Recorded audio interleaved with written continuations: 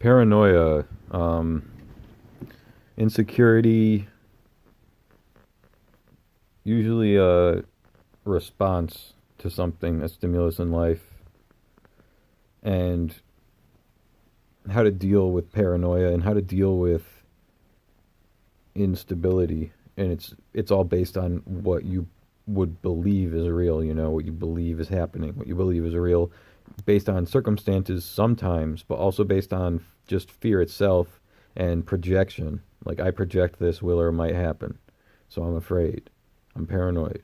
And paranoia is the feeling that you can't function normally because the things that might harm you or cause you a problem are too close. So you act anywhere from out of discomfort and uncomfortable feeling to irrational. So the solution for this is, one, you have to have a support system, whether it be people, animals, or ways of dealing with certain situations. Don't be afraid of using the government, as in the police force or crisis intervention. Also, look to people around you who are professionals, therapists, counselors at school, teachers, or anyone else's parents even, you know. And then after you have the support system, you need a reality. Your life has to be based on the truth.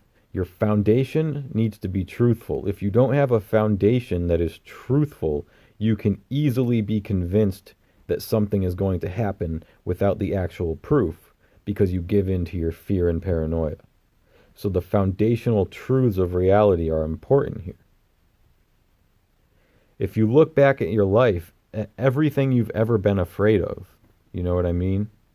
Everything that's ever made you paranoid, how many of those things actually happened?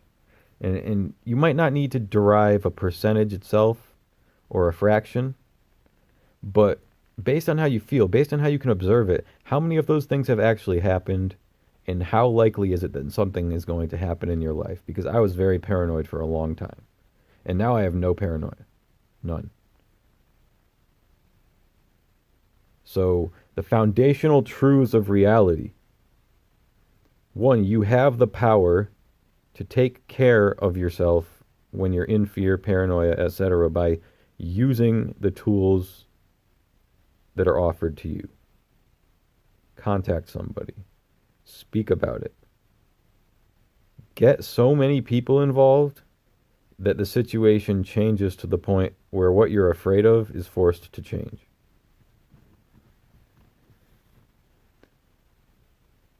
Two, don't do the things that you know are wrong just because you're afraid, because you cannot be defeated. You cannot be defeated. That is a foundational truth of reality. You cannot be defeated. Ultimately.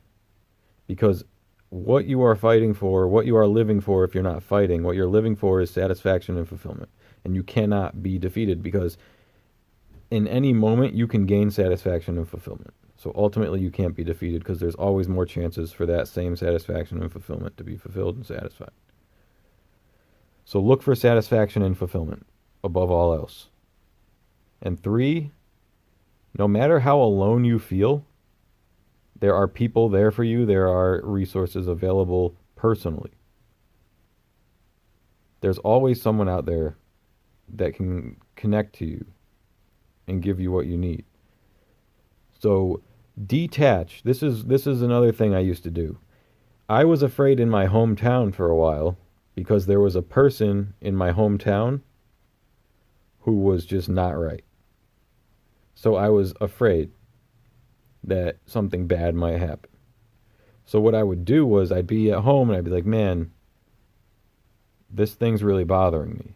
You know, I'd be like, wow, this is really getting intense because with this type of unstable person in this town, you never know what you're going to get, you know?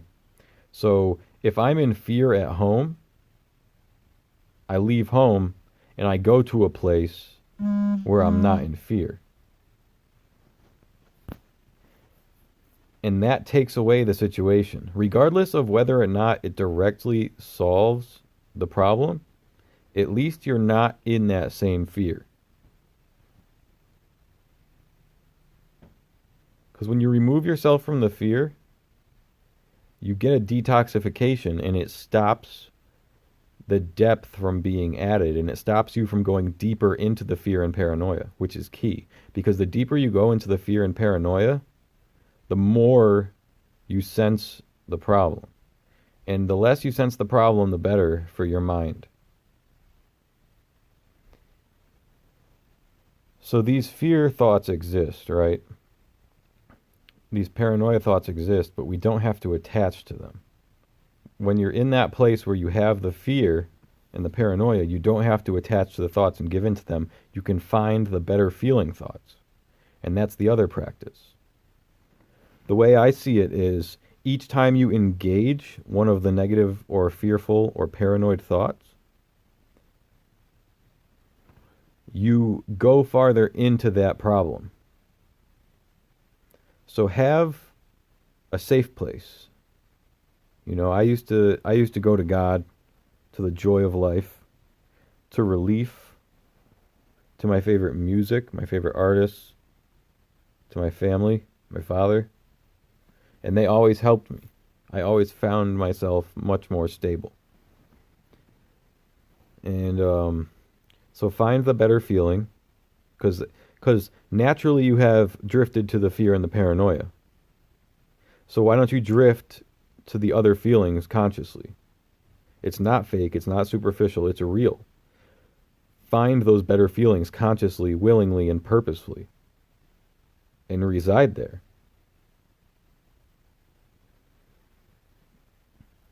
So you found this better feeling place.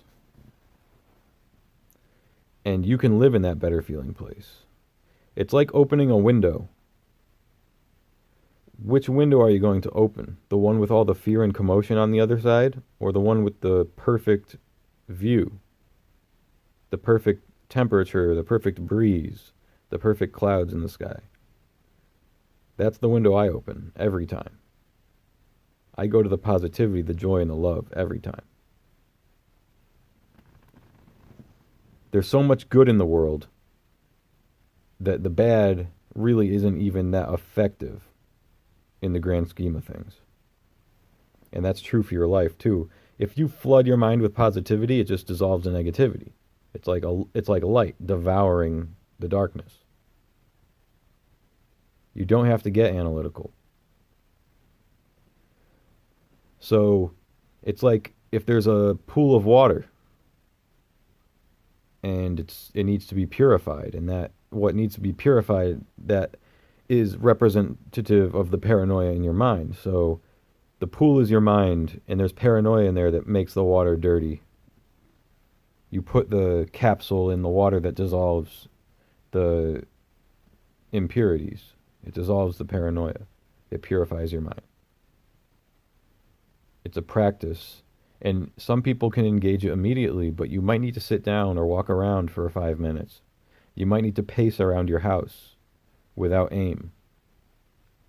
You might need to talk to someone. You might need to yell into your pillow. You might need to draw. You might need to walk outside. You might need to cry. You might need to babble. You never know what you need to do. You might need to write.